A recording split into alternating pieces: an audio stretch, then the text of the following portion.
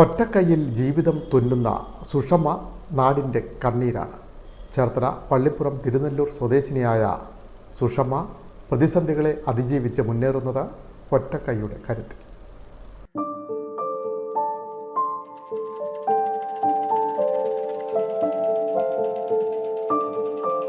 പള്ളിപ്പുറം തിരുനെല്ലൂർ പുറത്തേവെളിയിൽ പരേതരായ ചെല്ലപ്പൻ സുമതി ദമ്പതികളുടെ മകളാണ് 58-കാരിയായ സുഷമ.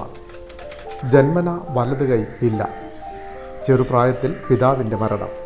അമ്മ സുമതിയുടെ തണലിൽ വളർന്ന സുഷമ പ്രാഥമിക പഠനങ്ങൾക്ക് ശേഷം തയ്യൽ പഠിക്കുകയായിരുന്നു. ആദ്യമൊക്കെ പഠനത്തിൽ വലിയ ബുദ്ധിമുട്ടുകൾ നേരിടേണ്ടി വന്നെങ്കിലും കഠിനാധ്വാനത്തിലൂടെ തയ്യൽ ജോലി ജീവിതത്തിൻ്റെ ഭാഗമാക്കി.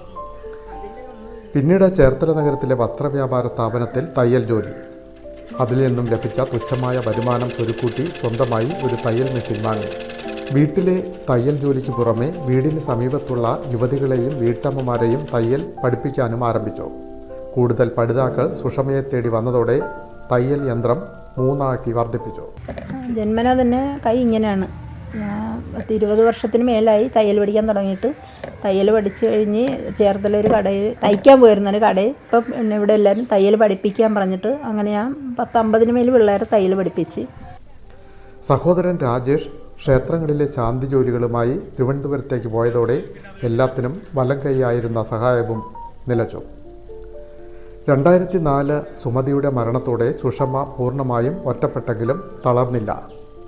വിവാഹാലോചനകൾ നടന്നെങ്കിലും മറ്റൊരാൾക്ക് ഭാരമാകുമെന്ന് കരുതി വിസമ്മതിച്ചു.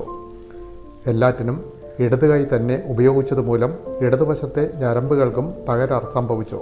തയ്യൽ പഠിപ്പിച്ചു കഴിഞ്ഞ് പിന്നെ എനിക്ക് വയ്യാതെ വന്ന് ഇപ്പം ഞാൻ തയ്ക്കാനില്ല. എനിക്ക് ഡോക്ടർ പറഞ്ഞ് തയ്ക്കരുതും, തയ്ക്കാൻ വയ്യ, കൈക്ക്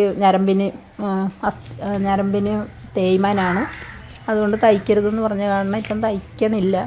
ഇപ്പോൾ മരുന്നുകളെ ആശ്രയിച്ചാണ് ജീവിതം. പിതാവ് ചെല്ലപ്പൻ മരിക്കുന്നതിന് മുമ്പായി കൊട്ടാരക്കരയിൽ 2 ഏക്കർ വസ്തു വാങ്ങിയിരുന്നു. ഇതിൻ്റെ രേഖകളൊന്നും ഇവരുടെ പക്കലുണ്ടായിരുന്നില്ല. എന്നാൽ ഏതാനും വർഷങ്ങൾക്ക് മുമ്പ് കൊട്ടാരക്കര വില്ലേജ് ഓഫീസറാണ് ഇക്കാര്യം ഇവരെ അറിയിച്ചത്. ചെല്ലപ്പൻ്റെ ഉടമസ്ഥതയിലുള്ള 2 ഏക്കറിൽ 68 സെൻറ് സ്ഥലം മറ്റൊരാൾ കൈവശപ്പെടുത്തിയിരിക്കുന്നതായി കണ്ടെത്തി. വില്ലേജ് ഓഫീസറുടെ സഹായത്താൽ അവിടെ ഉണ്ടായിരുന്ന രേഖകൾ വീണ്ടെടുത്തു. 2 ഏക്കറിൻ്റെ പട്ടയവും ലഭിച്ചെങ്കിലും സുഷമയ്ക്ക് വസ്തു സ്വന്തമാക്കാൻ ഇനിയും ഏറെ കടമ്പകൾ കടക്കണം.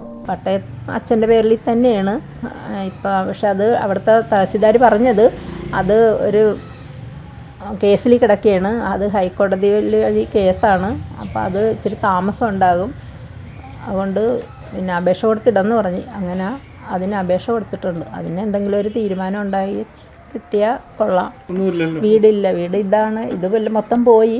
പിന്നെ ലൈഫിൻ്റെ വീട് കിട്ടിയിട്ട് അതിൻ്റെ പണി തീർന്നിട്ടില്ല, അതിൻ്റെ കുറ്റമൊന്നും തീർന്നിട്ടില്ല. അത് ആങ്ങളെ സഹായിക്കണോണ്ട് കഴിഞ്ഞു പോകണം. അപ്പം വീടിങ്ങനെ കിടക്കുകയാണ്. വീടൊന്ന് റെഡിയാക്കി കിട്ടിയാൽ കൊള്ളാം. കിടന്നുറങ്ങാൻ വീട് പോലും നിലവിലില്ല.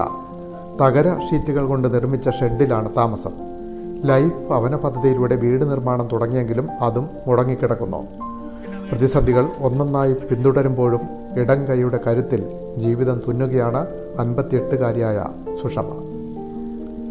പിൻമീഡിയ ചേർത്തല.